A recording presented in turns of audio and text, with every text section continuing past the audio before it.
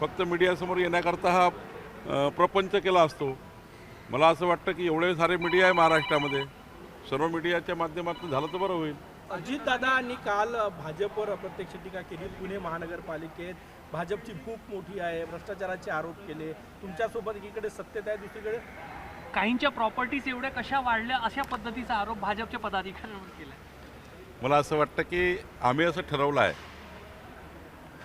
अजितदादा, एकनाथजी आणि देवेंद्रजी आणि आम्ही सर्वांनी असं ठरवलं आहे की मित्र पक्षात निवडणूक लढताना मित्र पक्षात मतभेद आणि मनभेद होणार नाही याची काळजी आमच्या तीनही पक्षांनी घ्यायची आहे।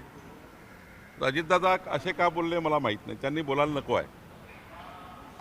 अजितदादांनी बोलायला नको आहे, कारण आम्ही सर्व नेत्यांनी बसून ठरवलं आहे, आम्ही सर्व समन्वय समितीच्या पदाधिकाऱ्यांनी बसवून ठरवलं आहे, आपण मित्रपक्षात जरी विरोधात लढलो तरी महायुतीमध्ये कुठलेही मतभेद मनभेद होणार नाही याची काळजी माननीय अजितदादांनी आणि आम्ही सर्वांनी घ्यायची आहे। माननीय मुख्यमंत्री देवेंद्र फडणवीसजी यांनी आत्तापर्यंतच्या निवडणुकीच्या कुठल्याही भाषणामध्ये कुठल्याही नेत्यावर कधी टीका केली नाही, कुठल्याही पक्षावर टीका केली नाही, विकासाचे राजकारण केलं, विकासाचा व्हिजन मांडला आहे। त्यामुळे माझी एकनाथजी आहेत, अजितदादा आहे, आम्ही सर्व या सर्वांना आमची विनंती राहील, सर्वांनी समन्वय करून मित्र पक्षामध्ये मात्र मतभेद मनभेद करू नका एवढीच विनंती आहे। अजितदादांनी सुरुवात केली, आता भाजप त्याचं प्रत्युत्तर देणार का? पुन्हा वारंवार भाजप नाही, आम्ही त्या भानगडीत पडणार नाही। आम्ही मित्र पक्षामध्ये मोठ्या भावाच्या रूपामध्ये आहोत, त्यामुळे आम्ही कुठले उत्तर देणे, काही टीका टिप्पणी करणार नाही।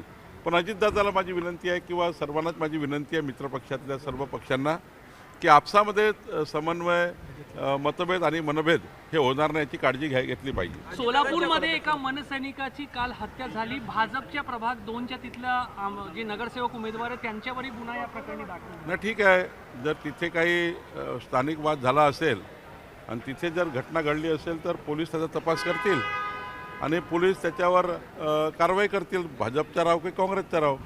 गुन्हा आहे गुन्हा आहे आणि गुन्हा करू नये, भाजपच्याही कार्यकर्त्यांनी कुठले गुन्हे करू नये, गुन्हे मान्य नाही आहे। त्यामुळं मला असं वाटतं की जे काही झालं असेल त्याच्यामध्ये पोलिसांनी प्रचंड कडक कारवाई केली पाहिजे। गडचिरोलीमध्ये कोणी संजय राऊतांचा सल्ला या ठिकाणी त्यांनी उद्धवजीला दिला होता।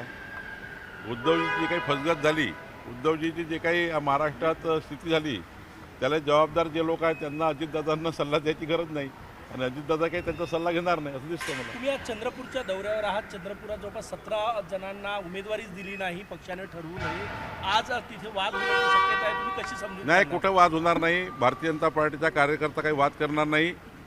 ज्या ठिकाणी अशा पद्धतीचं झाला त्या ठिकाणी पक्षाने कारवाई केली आहे, तिथल्या जिल्हाध्यक्षाला पक्षाने काढून टाकलेलं आहे आणि ज्यांना उमेदवारी मिळाली आहे ते 100% निवडून येतील याकरता आम्ही काम करतो आहे। मी स्वतः सुधीरभाऊ मुनगंटीवार, मान्य जोरगेवारजी, मदन येरावारजी, चैनसुख संचयजी, अशोक नेतेजी आम्ही सर्व बसणार आहोत आणि आता निवडणुकीच्या मोडमध्ये आम्ही गेलेलो आहोत। तिकिटाचा विषय संपलेला आहे आणि आम्ही 100% 51% मतं घेऊन जिंकू। गडचिरोलीमध्ये एका 9 महिन्याची गर्भवती मातेचा मृत्यू झालाय। 6 किलोमीटर तिला प्रसूतीसाठी जाण्यासाठी पायी चालावं लागलं, बाळही दगावला आणि माता मृत्यू झालेला आहे। दुर्दैवी घटना आहे। दुर्दैवी घटना आहे। मी जिल्हाधिकाऱ्याशी आता चर्चा करेल आणि या घटनेबद्दलची माहिती पूर्ण घेईल आणि काय नेमकं घडलं आहे याबद्दलची चर्चा करेल। सर हे सांगा, बिनविरोध जे लोक निवडून आलेले आहेत त्या संदर्भामध्ये निवडणूक आयोग चौकशी करणार आहे, या लोकांवरती किंवा तिच्या अधिकाऱ्यांवरती काही प्रेशर होतं का आणि कोणाला मागे घ्यायला लावलं का, त्या संदर्भात चौकशी होणार? बिनविरोध आलेले आहे, खुशाल चौकशी केली पाहिजे। आमची मागणी आहे की याबद्दल चौकशी केली पाहिजे। मला 100% माहिती आहे, जे काही अनौपचारिक आमचे उमेदवार निवडून आलेले आहेत, जवळपास 45 उमेदवार निवडून आले आहेत, एकनाथजीचे आले आहेत, राष्ट्रवादीचे आहेत, पक्ष वगैरे आहेत, हे सर्व तिथल्या स्थानिक विषयामध्ये त्या ठिकाणी इतर उमेदवारांनी त्यांना समर्थन दिलं आणि मॅक्झिमम महायुतीचे काय आले तर जनतेला किंवा जे आमच्या विरुद्ध उभे राहिले त्यांना कळलं आहे की महायुतीचा उमेदवार निवडून आला तर विकासाचं राजकारण होईल। डबल इंजिन सरकारच्या माध्यमातून आमचे जे नगरसेवक निवडून आले ते विकास त्या ठिकाणी आणतील आणि जे काही आमचा संकल्प विकासाचा केला ते पूर्ण करतील, म्हणून त्या ठिकाणी अनौपचारिक आलेले आहे। कुठल्याही दबावाने हे काही असं राज्य नाही आहे महाराष्ट्र की कोणी कोणावर दबाव टाकेल, कोणी कोणावर प्रेशर टाकेल आणि कोणी उमेदवारी वापस घेईल असं नाही आहे. महाराष्ट्र हा प्रगल्भ आहे. महाराष्ट्रातली जनता ही त्या ठिकाणी सुशिक्षित आहे आणि जे काही उमेदवार वापस घेतात, जे काही अर्ज वापस घेतो तो अर्ज तिथल्या विकासाच्या विषयावर प्राधान्य देऊन मला वाटतं तिथे अनौपच झालेले आहेत आणि मला वाटतं एक चांगल्या पद्धतीने तिथे निवडणूक झाली आणि अनौपच होण्याचा हा जो त्या ठिकाणी पायंडा आहे हा राज्याच्या दृष्टीने चांगला आहे. असाच पायंडा राज्यामध्ये असला पाहिजे. फार निवडणुका न होता या ठिकाणी अनौपच झालं तर त्या ठिकाणी मोठ्या प्रमाणावर विकासाला नवीन चालना मिळतं. सर्व पक्षाचे लोक एकत्र येऊन त्या ठिकाणी विकासाचं साध्य या ठिकाणी करतात. त्यामुळं मला वाटतं अनौपच झालेले जे उमेदवार आहे त्यांना शुभेच्छा देताना त्यांनी आत्ता ज्या ज्या उमेदवारांनी त्यांना मदत केली आहे त्या सर्वांना सोबत घेऊन तिथे विकासाचं राजकारण करावं. प्रचाराचा वेगळा पॅटर्न असणार आहे, यावेळेस मुलाखती असणार आहे, मुख्यमंत्र्यांच्या रोड शो आहे, वेगळ्या पद्धतीने लोकांपर्यंत पोहोचण्याचा प्रयत्न असणार आहे. हा सर्वच प्रकारचे मुख्यमंत्री मोदी यांनी सर्वच प्रकारच्या वेगवेगळे जे प्रचार प्रसाराचे व्यवस्था आहेत त्या त्यांनी तशा घेतलेल्या आहे. प्रचारामध्ये ते रोड शो करणार आहेत, सभा घेणार आहेत, काही मीडियाच्या मुलाखती करणार आहेत. मला वाटतं की या पॅटर्नही अनेक लोकांपर्यंत आपण पोहोचू शकतो. मीडियाच्या माध्यमातून तर आपण लाखो लोकांपर्यंत रीच होऊ शकतो. रॅलीच्या माध्यमातून आपण त्या ठिकाणी हजारो लोकांना भेटू शकतो.